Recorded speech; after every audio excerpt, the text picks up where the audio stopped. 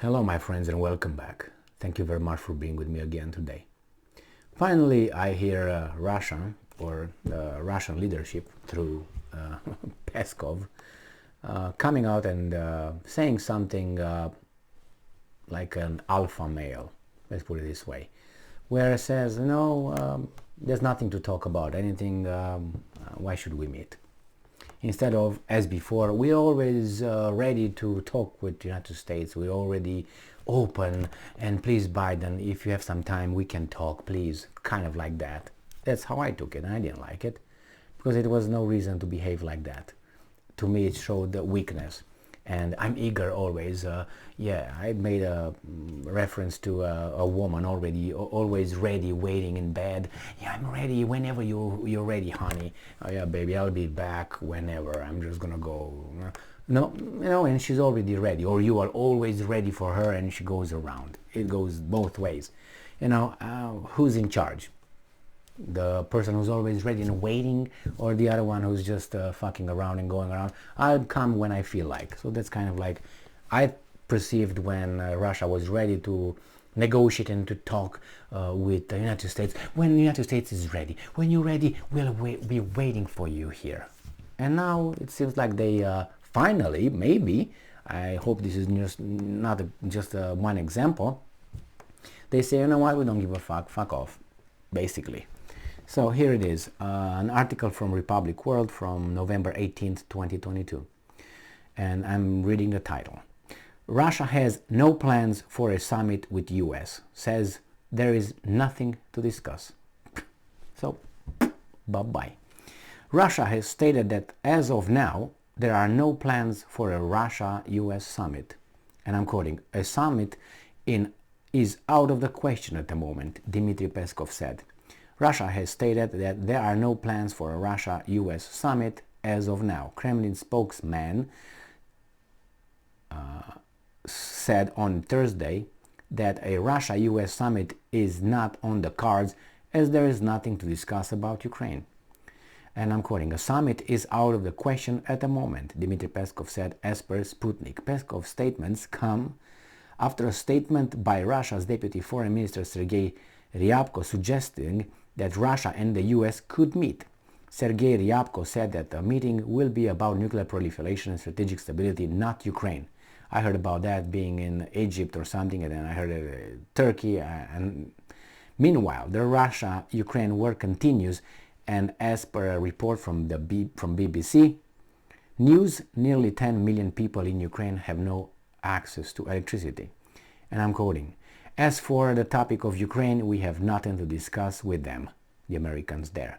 Russia Deputy Foreign Minister Sergei Ryabko said, as per TAF, whenever we somehow touch upon the topic of Ukraine, all this communication boils down to sending mutual signals, but there can be no dialogue or, moreover, talks, since our views are polar opposites, he added. Well, I don't know if that's so. From the signals I got from the media today and yesterday, the Americans are putting pressure on the guys in control of Ukraine. How should I put it nicely? I don't want to call them leaders of Ukraine. They are leaders of Ukraine, but anyway, on the payroll of Zimbabwe, and tell them, hey, you have to. There's not going to be better. From now on, you're not going to kick the Russians out of whatever they conquered already. That means we're not eager to provide you much more support. The Russians will not leave just because they got sick of playing soccer and they take their ball and get the fuck out. So you rather do it now as they think Russia is on its back. Okay, I don't think so. I think Russia fought with minimum effort. I don't think they employed in this fight, in this operation, more than 300,000 people. Remember, there were 150,000 people at the border at the beginning. A Russian Federation. I'm not talking about the ones present in the territory over there in Ukraine. And then they summoned, 88 more thousand? They say we're going to be 300,000. They didn't get 300,000. I think they said they got 80 something. So anyway, that I gave them 300,000 people. 400,000 people in an offensive against a general mobilization in Ukraine, almost 2 million people with who knows how many foreigners, mercenaries, and blah blah blah. Yeah, it's true.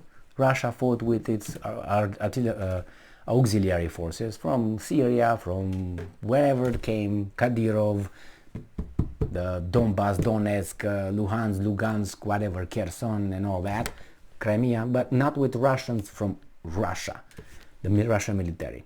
Why? Because they didn't want to create problems at home too much. And I don't think they had a lot of losses, Russian military. I think those guys have, but not the Russian military. So when they say, well, we killed 80,000 Russians, I don't think there are 80,000 Russians. Could be maybe 10,000 Russians, 8,000 Russians, and the rest are auxiliary forces that fought for their territories. The Russians did not come to fight their war.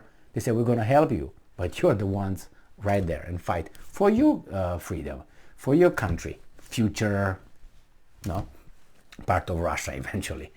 So the fact that they say we have nothing to talk is very strange. But in diplomacy, I think that's a good point. Because if it was Kirby, it was Sullivan, Blinken, it was, what's his name, the shuffling guy, the president in charge, Biden, and it was the two clowns, military clowns, Austin and Milley, right? Laurel and Harris, or whatever their name, I can't remember the names, the two clowns from the 1930s, anyway, the mute movies at one point, and then, so those guys all called on the Ukrainians and told them, hey, you kind of have to, hey, your expectations, hey, are kind of unrealistic. Hey, maybe you gotta talk right now, is you got the upper hand. Hey, maybe you gotta do this, maybe you gotta talk, maybe, Until today, it was, what's his name, Kirby, told them, hey, you gotta do it. It's just a matter of when and where. That's all that you have to wiggle. You will do it. It's not like if you're gonna do it. It's just a matter of now, a little bit later, and you decide where. You like Turkey, you like Bahamas, you like whatever you like.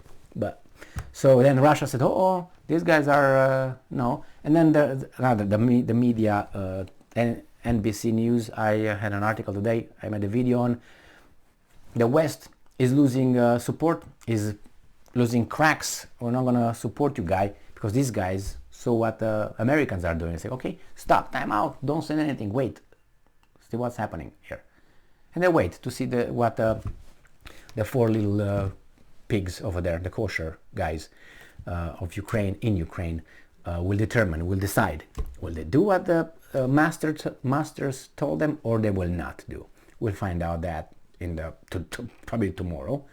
And with that, the Russian says, oh, wait, there are things happening over there. We're not going to give any signals. No. No, I'm not going to talk to you. You don't want to talk to me. I don't want to talk to you now, basically. You don't have to show too much eagerness. But they showed eagerness for 10 months. It was fake eagerness, probably. But that's how diplomacy and negotiations work. And you have to give signals. You have to, the art of war. Sun Tzu, what's the art of war? What's the art of war? The art of deceiving. And what's the logo of Mossad? The Jewish, Israeli, not bad. Israelis, I can't say what the kind of services they are and they provide. They win or something by stealth or something, by deceivement, something like that.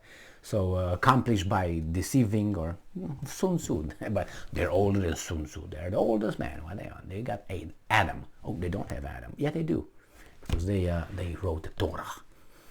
Suppose they didn't write the Torah. The Torah that looks very familiar with other Torahs, other nations before them.